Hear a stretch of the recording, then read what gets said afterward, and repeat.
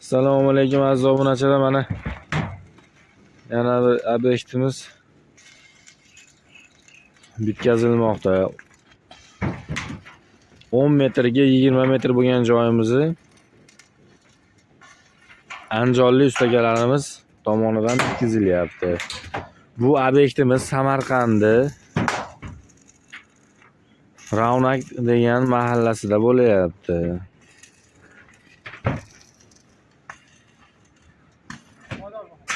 Firmalarimiz orasi 1 metrdan bo'lgan bu obyektimiz loy bosishga mo'ljallangan.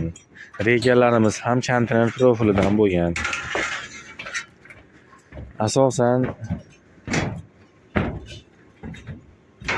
kontener mahsulotidan quramiz deyishyapti ustakalarimiz.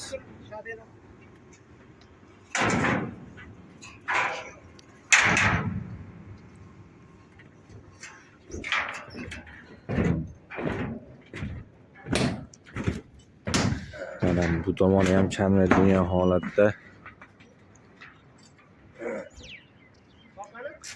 firmalarning orasi 1 metrdan bo'lgan. Ustaka, bu obyekt qizig'i yo'qmi? Burchaklarini konvert deysizlarmi? Bunaqa kaptarxonasi deysizlarmi? Qizig'i yo'qmi? Aytgan stilda yasab beraverasizlarmi klientlarimiz ustakalar?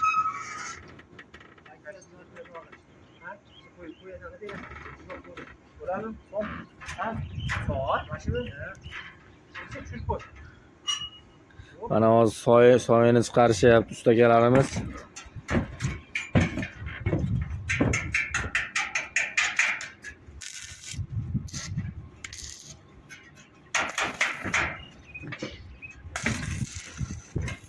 Mana tepada Yorbek degan ustakamiz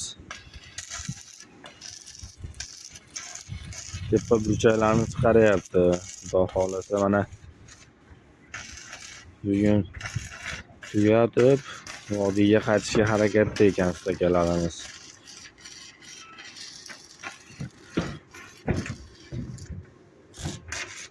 Ishimizga 100% kafolat beramiz deyishyapti ustakalarimiz.